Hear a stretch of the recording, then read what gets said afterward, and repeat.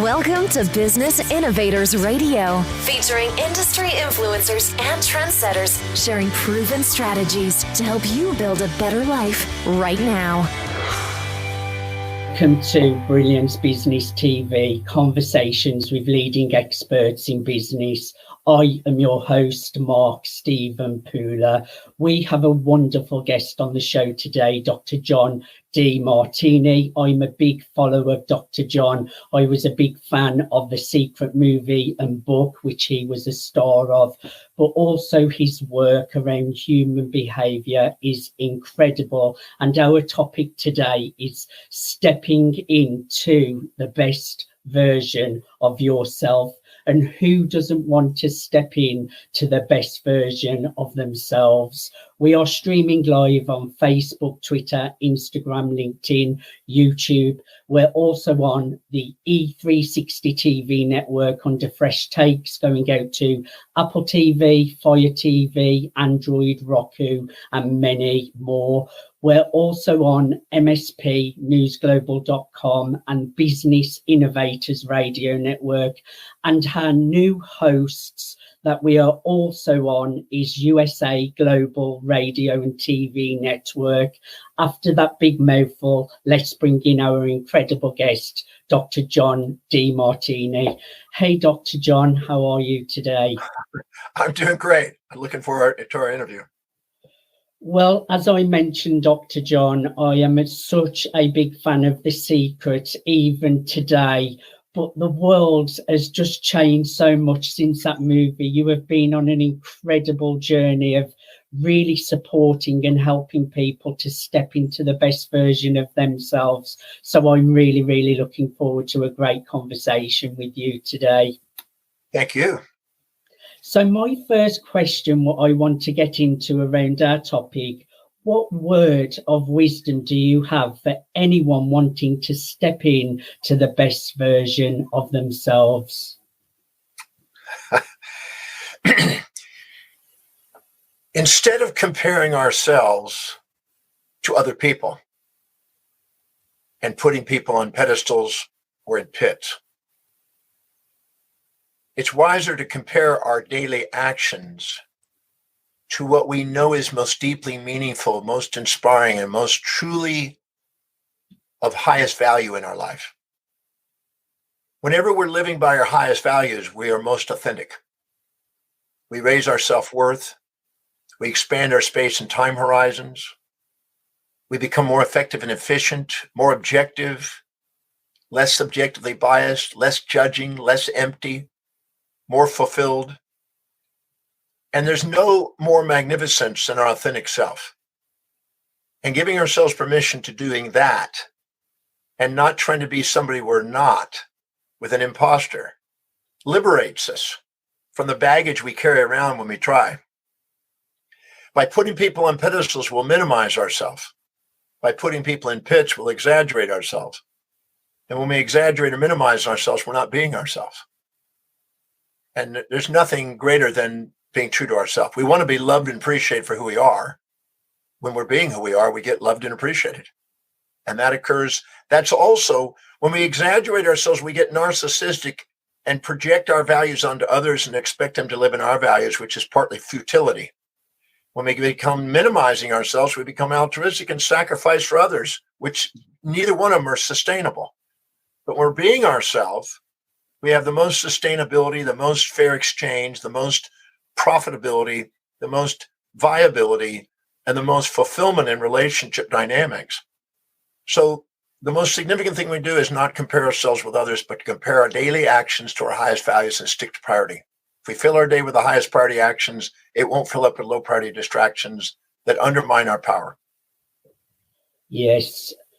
It's so easy to compare ourselves to others, John, but the thing is, there's always going to be someone that you perceive as better than you.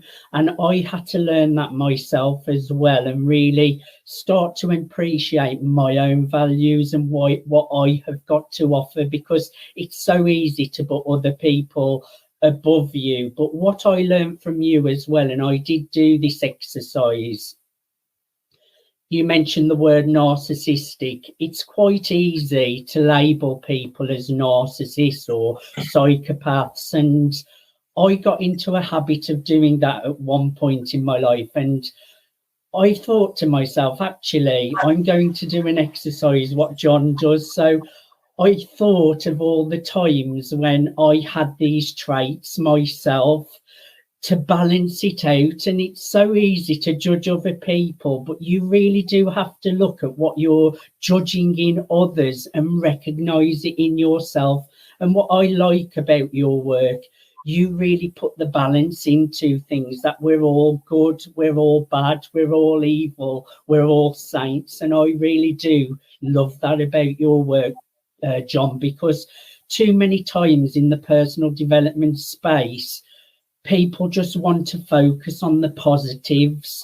And I found when I did that, my mind would really fight me and give me intrusive thoughts, or it was like my body showing me negative, because I think it's not healthy just trying to see positives. Do you agree with that? Yes. I always say the pursuit of a monopole is what gives rise to bipolar condition. We end up, the more we try to get at one-sidedness, the more we divide our life up. The Buddha said, was at least quoted as saying, that the desire for that which is unobtainable and the desire to avoid that which is unavoidable is the source of human suffering. And I went through the Oxford Dictionary 39 years ago, and I went and underlined every possible human behavioral trait that you could discover in that dictionary, which is 4,628 traits. And I found that I had every single one of them. I wrote a name of who is the most extreme example of that behavior. And then I identified who it is that I think is the most extreme of that behavior. And then I looked at myself and I go, where and when do I display that behavior? And I'd write down where it was, when it was, to whom it was, and who perceived me that way, until I was equal to the most extreme example. And I found out that I had every trait: nice, mean, kind, cruel, honest, dishonest, every trait, considerate, inconsiderate, peaceful, wrathful. And then I realized I'm not here to get rid of half of myself. Every side was useful. And many people think, well, I want to get rid of half of myself to love myself. You'll never get there. If you try to get rid of half of others, half of you, and half the world, you'll be spending your time on futility instead of embracing the whole. And the magnificence of who we really are in totality is essential. I'm not a nice person. I'm not a mean person. I'm an individual with a set of values. When you do things that support my values, I'm nice as a pussycat. When you do things that challenge my values, I can be mean as a tiger. And I need both sides. That's why I have both sides. And there's nothing to... If there's any part of us that needed to be gotten rid of, it would have gone extinct if it didn't serve. But if it's here, it must serve. So our job is to find out how does it all serve, so we can love people for their wholeness, not try to get rid of half of them all the time, which doesn't work. So I just learned to love works more effectively than judgment. I love that. And I think it's liberating when you recognize it in yourself, because you become less inclined to judge others and label others so quickly. And it's such a thing in the world for people to put labels on people without recognizing that you have all of these things in yourself too. So I found it really liberating doing that, John. Yes. Well, the people that you admired, the only reason you admire them is because they're reminding you of a part of yourself that you already have. It's not missing, that you're not honoring because you're expecting it to be in the same form they have it in. But in reality, you have it in your own form that aligns with your own values that are more authentic to you, but you're not honoring it because you're comparing it to them. And putting them on a pedestal is not going to get you empowered. It's going to actually minimize you and hold you back from honoring the magnificence of what you're contributing. And the same thing when you resent people. You only resent things on the outside that represent part of you feel ashamed of, that you're dissociating from with pride to cover it up, to try to pretend you're too proud to admit what you have in them, inside you. But the truth is you have it all, and you don't need to get rid of it. It's something to just honor and respect, because there's a time, when I go to the airport and I check in and they say, well, Dr. Demartini, you have so many miles, we've upgraded you and we put you in the first class lounge and da-da-da-da-da. I'm as nice as a pussycat. Oh, thank you very much. I would be too. Yeah. But if all of a sudden they say, well, somehow, even though you've got 20 million miles with our airline, even though you've been flying with us as more than any other human being on the planet, somehow we've messed up and there's no way you can get on this flight today. And the next time is about a week from now. And sorry about that, unless you want to go economy next week. And I don't just go, I sit there and go, may I speak to your supervisor? The supervisor come out. Can I get a Richard Branson out here on the floor right now? The owner of the company. I try nice, mean, kind, cruel. I learned from Eddie Murphy in what is it, 24 hours or whatever, 48 hours or something. Sometimes you need to play tough, just like with your kids. You can't be always nice. You're going to be nice and tough, and you're going to play both sides with them. And so I'm all the above. I quit half of myself about age 30. But for the first 30 years of my life, first from 18 to 30, I tried to be only one side. I found that I was a moral hypocrite, and I was basically walking on eggshells all my life, worrying about somebody finding out that I had another side, that I gave that up at age 30 and said, realize I have all the above and I need all the above. And frankly, I got things accomplished with both sides. So I'm not a promoter of one-sidedness. I'm a promoter of a wholesome, holistic view of a human being so they can understand both sides. A balanced orientation. I find it doesn't work either, John. When you're trying to be one-sided, I don't think your mind allows it. I think it throws up too many negatives because your intuition is pointing it out. If you're infatuated with somebody and you put them on a pedestal and you're conscious of their upsides and unconscious of their downsides, your intuition is trying to whisper to you, too good to be true, watch out, be careful, don't be gullible. It's whispering to you. And if you're resentful to somebody and there's something that they've done that's challenged you, your intuition is trying to point out the upside. So there must be a purpose to this. There must be a reason why this is happening. There must be some value that I'm overlooking. Our intuition is constantly trying to take the ignored, unconscious part of our perceptions when we're subjectively biased and try to make us subjectively truthful by seeing both sides so we can be mindful instead of mindless. And it's assisting us in being inspired by our life if we know how to ask the right questions and honor it. But if we try to hold on to moral hypocrisies and idealisms, it was the Nobel Prize winner, Dirac, who said, it's not that we don't know so much, we know so much that isn't so. We've been indoctrinated from sometimes politicians and religious leaders or whatever about how to be one-sided, be kind, don't be cruel, be nice, don't be mean, that we've lost sight that that's hypocritical. No human being is living that way. And I think that's wise to be able to embrace both sides of our life and love people for both sides. If you're in a relationship and you're not allowing them to be both-sided, they won't feel loved. They want to be loved for both sides, all of them. I want to be loved for both sides too. Sometimes I'm nice, sometimes I'm mean. I still want to be loved. Yes, and I think that's a great way to make relationships work out better. And sometimes it's so easy as well to see yourself as a victim and someone else as a perpetrator. And I don't think that's healthy either. I think we have to take responsibility for how we're showing up and see ourselves as a creator. And like you say, keep things balanced in your mind. Yeah, well, I think it was Epictetus. If you look up Epictetus and look under the word blame, he said, first, we have false attribution biases. We blame others for what we've done, or we blame ourselves for what we've done. And so he says, first, you start out with blame on your journey, and then you eventually realize you blame others first, then you blame yourself, and then you realize there's nothing there to blame. It's just something there to discover the magnificence to. I mean, if you look back in our life, we have events that we think are terrible. And then a day, a week, a month, 5 years later or something, we find out, wow, thank God that occurred. I'm so grateful that occurred. And then you go, well, I could have had the wisdom of the ages without the aging process if I'd looked right away. But no, it took me 5 years before I finally saw how that served me. Well, I believe that everything has the capacity to be on the way, not in the way. And so taking the time to ask, so when this has happened, how is it helping me fulfill my mission on earth? How does it help me fulfill what's most meaningful? How's it helping me accomplish what's my primary aim in life?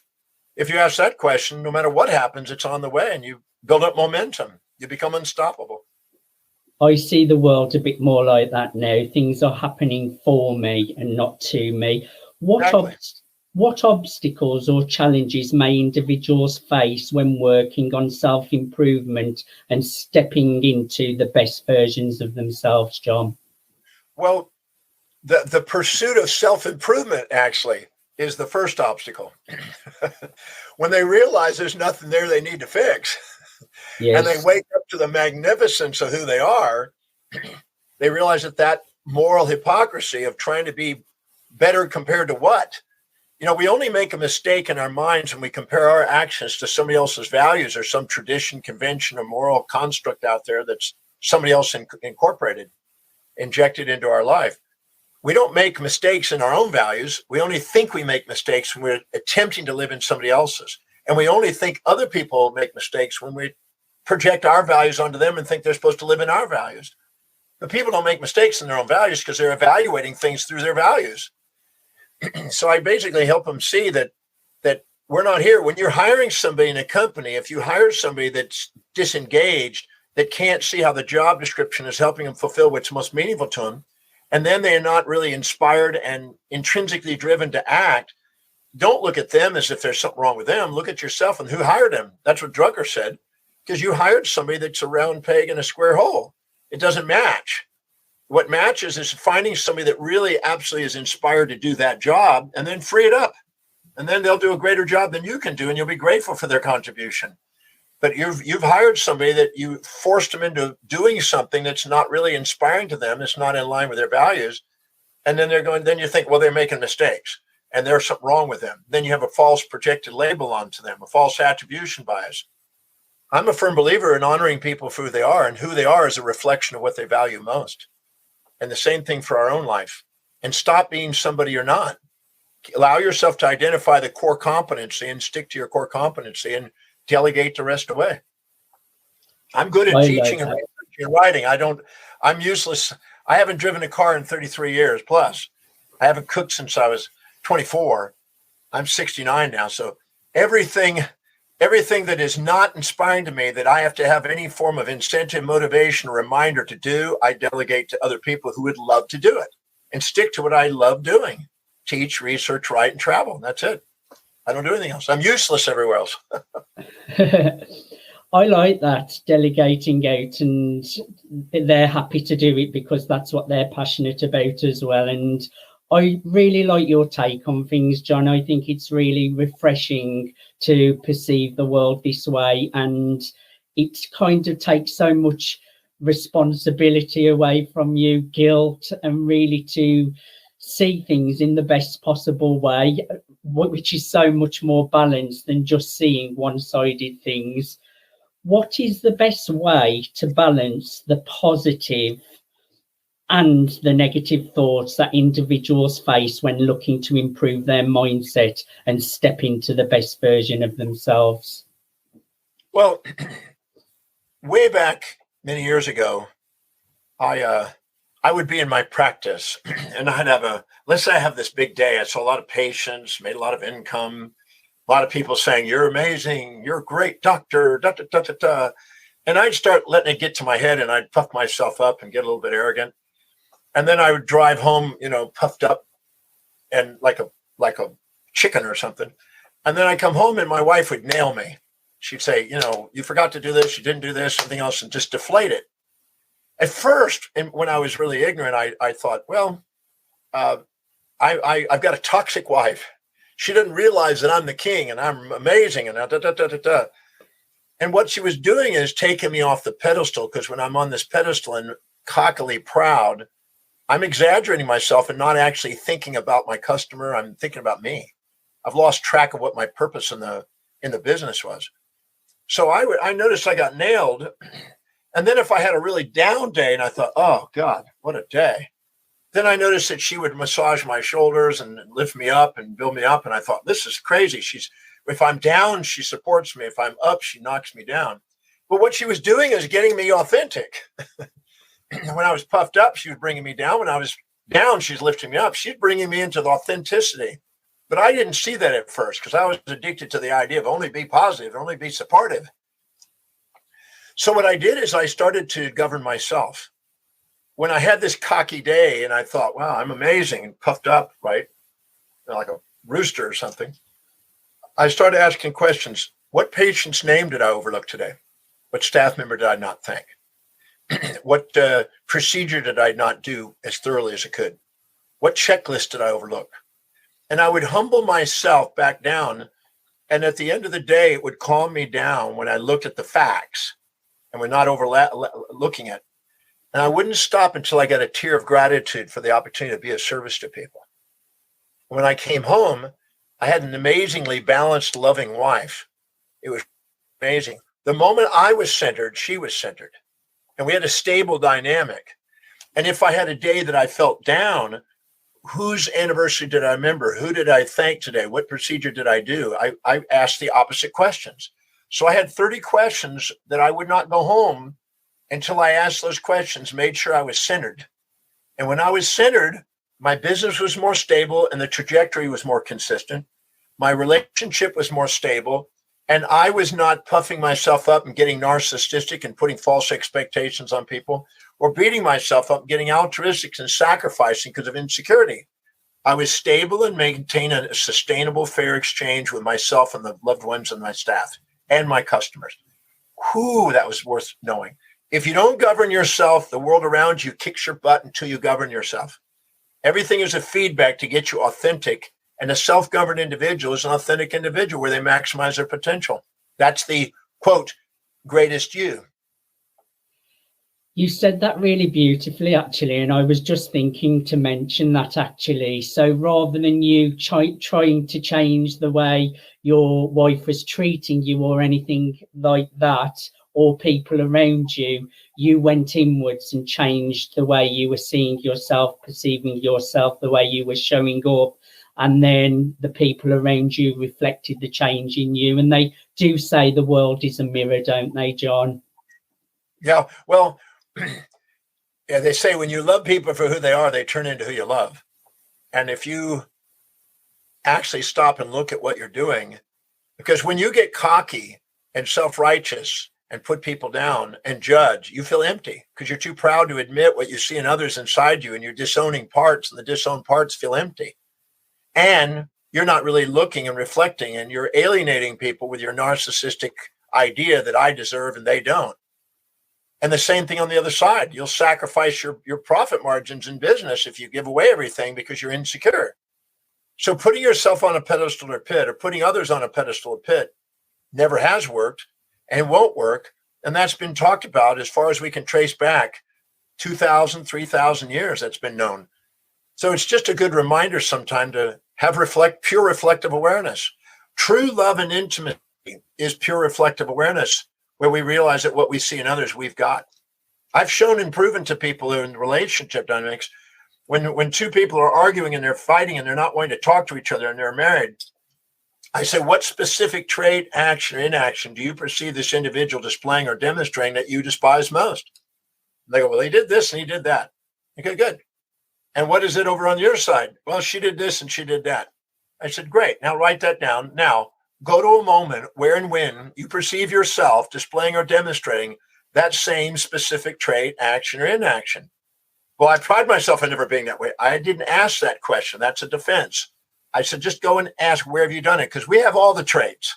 There's no traits missing. And any trait you're disowning is a trait that people will keep running your life with. So go and look. And then they look and they go, And they both humble themselves a bit because they're both right. And when you make the other person wrong, it doesn't get anywhere. It's a stalemate. So they go in there and they start looking at where they've done it. And I say, keep going, keep going, keep going until you can see that what you perceive in them is 100% equal quantitatively and qualitatively in you. And they just keep going and keep going and keep going. And all of a sudden they're brought to tears. And they go, wow, you're reminding me of the thing I'm judging in myself. And you're brought into my life to help me learn to love that. That's why we're in this relationship. See, people look in the idea, I want happiness in a relationship, but the purpose of relationship is to help you become authentic, where you have fulfillment, not hedonistic, immediate gratifying happiness, which are transient at best and misleading, and many times the very cause of the pains in the future, because you keep comparing yourself to that high and life's not matching that high, and then you get addicted to a fantasy, and then life's a nightmare. So you're kind of setting yourself up for the good, the bad, the everything in between. I love that, John, and I think it is a great way to approach relationships. And I think a lot more dating coaches and things like that should talk about some of these concepts, Dr. John, as well. I really do. Well, I saw a woman on Instagram that I was just trying to find somebody on Instagram the other day, and I saw this girl on Instagram that was training her husband on how to be what the woman fantasized. And,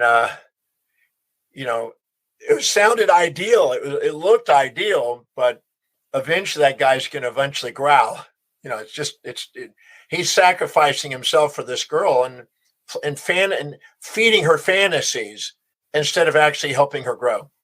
And I think that's what just misleads a lot of people in relationship. You're feeding the fantasies instead of actually growing up, maturing.